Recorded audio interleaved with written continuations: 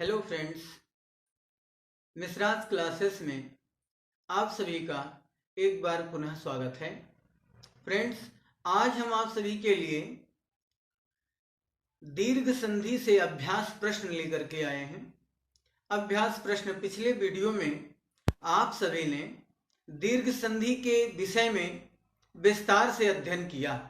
दीर्घ संधि क्या थी, दीर्घ संधि की परिभाषा, दीर्घ संधि का अर्थ, स्वर संधि के प्रकार आदि के विषय में आपने विस्तृत जानकारी प्राप्त की।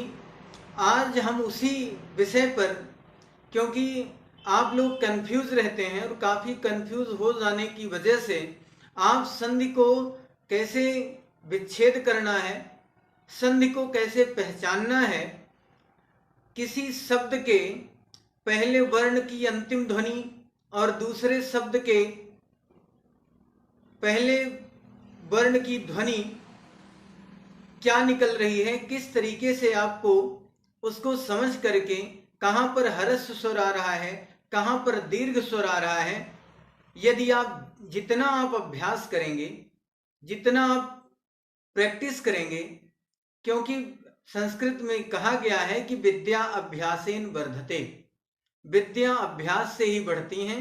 तो आप इन शब्दों पर, इनका जो मैंने आपके लिए ये शब्द दिए हैं, इन शब्दों का जब आप संधि विच्छेद करेंगे, विच्छेद करके, और पहले जब विच्छेद करेंगे तो दो वर्ण आ जाए, दो शब्द हो जाएंगे, उनका विच्छेद हो जाएगा, अलगाव हो जाएगा, तो वो अलग अलग बट जाएंगे। तो पहले शब्द का अंतिम वर्ण की ध्वनि और दूसरे शब्द के पहले वर्ण की जो ध्वनि होगी, ह्रस्व ध्वनि होगी या दीर्घ ध्वनि होगी, और दोनों को जब आप मेल करेंगे, दोनों का मेल होगा तो एक दीर्घ स्वर उत्पन्न होगा। उस दीर्घ स्वर का जो विकार उत्पन्न होगा वही दीर्घ संधि होगी। ऐसा मैंने आपको दीर्घ संधि में अच्छे ढंग से आपको समझा दिया है। अब आप यहां पर ये जो शब्द आपको दिखाई पड़ रहे हैं, जैसे महाशय, महाशय, तो महा शब्द आशय, महा जमा आशय, अर्थात महा प्लस आशय या महाधन आशय, आप यूं इसका विच्छेद कर सकते हैं। तो मह कोई शब्द नहीं होता, महा शब्द होता है।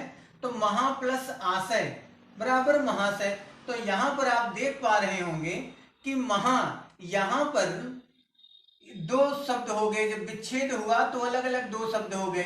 तो यहां पर पहले शब्द का अंतिम जो ध्वनि है वो हमारी दीर्घ ध्वनि है, दीर्घ स्वर है, और जो दूसरे शब्द का पहला वर्ण है ये वर्ण हमारा दीर्घ वर्ण है। तो जब दीर्घ वर्ण और दीर्घ वर्ण आपस में मेल हुआ तो जो विकार उत्पन्न हुआ वो दीर्घ विकार उत्पन्न हुआ, दीर्घ शब्द बना। इस तरीके से यहां पर दीर्घ संधि हुई। तो आप ऐसा जब इनका विच्छेद करेंगे शब्दों का, इन शब्दों में जब विच्छेद करेंगे तो आपको विच्छेद करने में जो जटिलता होती है, जो कठिनाई होती है, वो आपकी कठिनाई दूर हो जाएगी। जैसे एक शब्द है सीमांकित, तो यहां पर सीमा, सीमा, क्योंकि सीम कोई शब्द होगा नहीं, सीम शब्द का कोई अर्थ नहीं, सीमा शब्द का अर्थ होगा, सीमा माने बॉर्डर भी कह सकते हैं, सीमा माने लिमिट भी कह सकते हैं, लिमिट। तो यहां पर सीमा प्लस अंकित, सीमा प्लस अंकित, तो सीमांकित। तो यहां पर आप जब क्या करेंगे, इसका वर्ण देखेंगे तो ये पहले शब्द का हमारा अंतिम वर्ण की जो ध्वनि है वो दीर्घ ध्वनि है, और जो दूसरे शब्द की पहले वर्ण की जो ध्वनि है वो हमारी कैसी ध्वनि है, ह्रस्व ध्वनि है। तो दीर्घ और ह्रस्व स्वर जब आपस में मेल हुआ तो ये दीर्घ स्वर हो गए। इस तरीके से आप इनका, जैसे पत्रालय, तो पत्र प्लस आलय, इस तरीके से आप इनको विच्छेद करके और आप आसानी से अपनी डाउट को, अपनी कंफ्यूजन को दूर करके और दीर्घ संधि के महारथी आप बन सकते हैं। जैसे लक्ष्मी इच्छा, लक्ष्मी इच्छा लिखा है तो यहां पर क्या लिख दिया जाएगा, लक्ष्मी प्लस इच्छा या लक्ष्मी जमा इच्छा।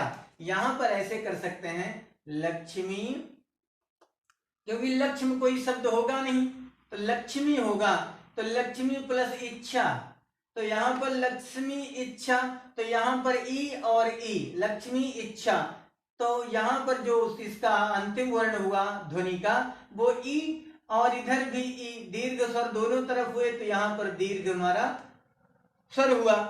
तो इस तरीके से हम इसको दीक्षांत, तो दीक्षा प्लस अंत, इस तरीके से परम प्लस आत्मा, इस तरीके से आप इनको बेहतर ढंग से इनका संधि विच्छेद करके, और इनके वर्णों में जो अलगाव होगा, अलगाव होने के बाद जो पहले वर्ण की अंतिम ध्वनि होगी और जो दूसरे शब्द की पहली ध्वनि वर्ण की, पहले वर्ण की जो ध्वनि होगी, उसको आप एक साथ लिख करके, जमा करके और इक्वल टू करके, बराबर करके उसका दीर्घ स्वर बना के आप आसानी से समझ सकते हैं।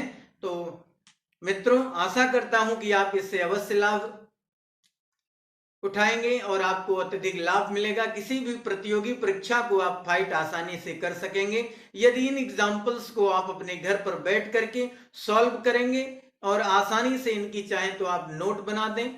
आज से ये सीरीज स्टार्ट हुई है, अब ये अनवरत आपको आपके पास जाती रहेगी, पहुंचती रहेगी।